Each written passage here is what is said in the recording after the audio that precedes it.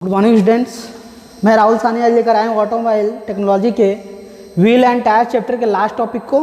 ठीक है, आज जो हमारा व्हील एंड टायर ख़त्म हो जाएगा। ठीक है, तो हम अगले पार्ट में जो है अगला चैप्टर दिखाएंगे। ठीक है, तो व्हील एंड टायर के सबसे लास्ट टॉपिक में आता है टायर रोटेशन, जो मैं पहले ही बता चुका हूँ, टायर रोटेशन। तो टायर रोटेशन क्यों ज़रूरी है, कैसे करना चाहिए।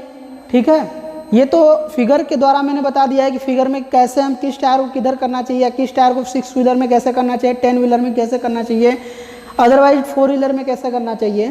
तो टायर रोटेशन का मतलब इसकी क्या ज़रूरत है, तो मैं बता दूं कि हम टायर के जीवन काल मतलब लाइफ टाइम को, ठीक है, लाइफ को बढ़ाने के लिए जो है टायर रोटेशन का जो है टायर रोटेशन को यूज करते हैं।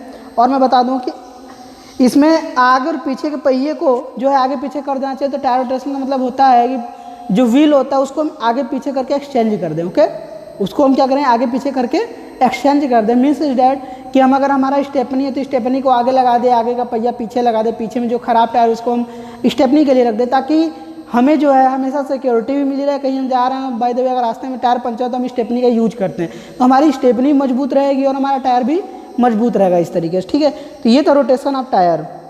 अगला है व्हील बैलेंसिंग। इसके बाद आता है व्हील बैलेंसिंग। व्हील बैलेंसिंग का मतलब क्या होता है, जैसे अगर मान लीजिए अगर हम व्हील को सही तरीके से बैलेंस ना किए, मतलब बैलेंस करना मतलब कि उसको जो है सेट करना मतलब कि जैसे हम क्या करते हैं कि जैसे मैंने बताया कि आपका जब भी टायर क्या करे, अगर तिरछा रहे, आगे से ऊपर वाला भाग अंदर रहे तो माइनस में होता है, अगर ऊपर वाला भाग बाहर रहे तो प्लस में होता है। मीन्स इज डैट अगर टायर हमारा जैसे बैलेंस ना रहा हो तो गाड़ियों में वाइब्रेशन होगा बहुत ही ज़्यादा, गाड़ियाँ चलेंगी तो टायर बहुत ज़्यादा घिसेगा। तो ये सब चीज़ें होती हैं। ठीक है, और जब भी हम कभी भी नया टायर लगाते हैं गाड़ी में तो हमें बैलेंसिंग करना बहुत ही ज़रूरत होता है, क्योंकि बैलेंस अगर नहीं करेंगे तो हमारा टायर जो होता है वो घिसने लगता है। अदरवाइज हमारी गाड़ियाँ भी जो है कंपन मतलब वाइब्रेट करने लगती हैं। ठीक है, तो हमें बैलेंसिंग की बहुत ही आवश्यकता है। बैलेंसिंग में किया क्या जाता है कि हम टायर को उसको जो है सेट करते हैं कि हमारा टायर किधर से अंदर में पॉजिटिव में रहे, कि नेगेटिव में रहे, या फिर नेगेटिव में तो उसे हम पॉजिटिव में कर दें। It is a work of wheel balancing. Wheel balancing जो है बहुत ही ज़रूरी है नया टायर डालने के बाद।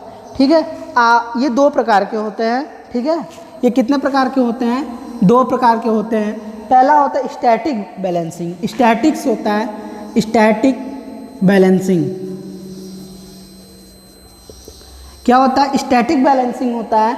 एंड सेकेंड जो होता है डायनामिक बैलेंसिंग। सेकेंड जो होता है डायनामिक बैलेंसिंग। ठीक है, तो स्टैटिक बैलेंसिंग क्या होती है कि जब कोई भी बड़ा गड्ढा होने की वजह से क्या होता है, व्हील कंपित होता है। मतलब जैसे कोई बड़ा गड्ढा में अचानक से गाड़ी को कुदा दें तो क्या होगा, उसमें वाइब्रेट करना है, तो इसे व्हील ट्रैम्प कहते हैं। इसे क्या कहते हैं, व्हील ट्रैम्प भी कहते हैं। जैसे हम कहीं जा रहे हो, बड़ी गाड़ी और गड्ढे में कूदती है तो हमारी गाड़ी पूरी क्या करती है, वाइब्रेट करने लगती है। उस प्रोसेस को उसी चीज़ को हम क्या कहते हैं, व्हील ट्रैम्प कहते हैं। जो वीडियोग्राफी कंप्यूटराइज्ड, और इसे सेट करने के लिए हमें वीडियोग्राफी कंप्यूटराइज्ड से जो क्या करते हैं कि हम इसे सेट करते हैं। मतलब अगर स्टैटिक बैलेंसिंग को देखा जाए तो स्टैटिक बैलेंसिंग तब होता है जब हम वीडियोग्राफी करें। ठीक है, वीडियोग्राफी कंप्यूटराइज्ड वीडियोग्राफी करें तो हमें ये समझ में आता है इसमें क्या किया जाता है कि दोनों पहियों के बगल में मशीनरी का यूज होता है और वो लगा दिया जाता है। उसका कंप्यूटर से क्या किया जाता है, उसको सेट किया जाता है कि हमारा मतलब जस्ट लाइक अ लेवलर, जो हमारी मिट्टी खनने वाली लेवलर होती है उसमें क्या होता है, सेंसर लगा होता है, लेजर सेंसर लगा होता है, जो ये बता देता है कि हमारा जो है कितना लेवल कहाँ पे कितना कम और कितना ज़्यादा है। इट मीन्स कि स्टैटिक बैलेंसिंग के लिए हमें वीडियोग्राफी कंप्यूटराइज सिस्टम का जो बहुत ज़रूरी है उसका होना। ठीक है, फिर अगला डायनामिक क्या होता है कि अंदर बाहर की तरफ बल लगाकर पहिए को सही करते हैं। इसमें क्या है कि जो टायर और डेंट लगा होता है हम उसमें क्या करते हैं, उसमें पहले सेट करते हैं, फिर हम देखते हैं कि कहीं ऐसा तो नहीं है कि हमारे पहिए के अंदर ही ज़्यादातर मिस्टेक्स हैं। ठीक है, तो वहाँ पे हम क्या करेंगे कि उस एंड्स को ही सेट करेंगे, उस टायर रॉड एंड्स को सेट करेंगे, और उसके बाद हम पहिए के ऊपर बल लगाएंगे अंदर या बाहर जिधर भी हमें चाहिए, तो उसके हिसाब से क्या किया जाता है, उसे बैलेंस किया जाता है। ठीक है, अगला ट्यूब मेंटेनेंस। ठीक है, इसके बाद टॉपिक आता है ट्यूब।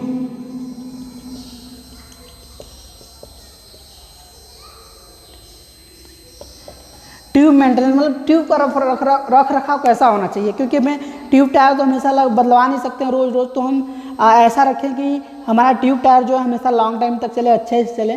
ठीक है, मीन्स इस डेट कि टायर के अंदर ट्यूब लगाते समय फ्रेंच चॉक का प्रयोग करना चाहिए। सबसे पहला है फ्रेंच चॉक।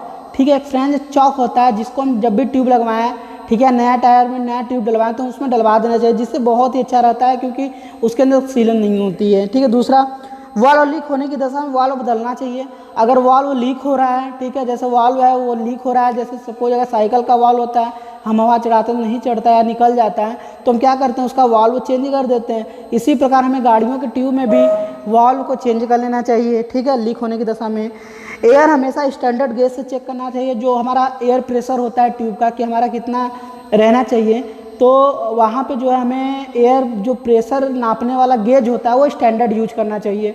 ठीक है, ताकि हमें ये पता चले कि हमारा एयर कम या ज़्यादा तो नहीं है। फिर अगला है ट्यूब सदैव वांछित साइज का प्रयोग करें। मतलब ट्यूब सदैव वांछित साइज का मतलब जैसे टायर हमारा जो भी नंबर्स के उसके अकॉर्डिंग, उस गाड़ी के अकॉर्डिंग हमें ट्यूब का यूज करना चाहिए, न कि हम ट्रक का टायर ला के बोलेरो का टायर ट्रक में लगा दें। ठीक है, तो ऐसा नहीं होता है।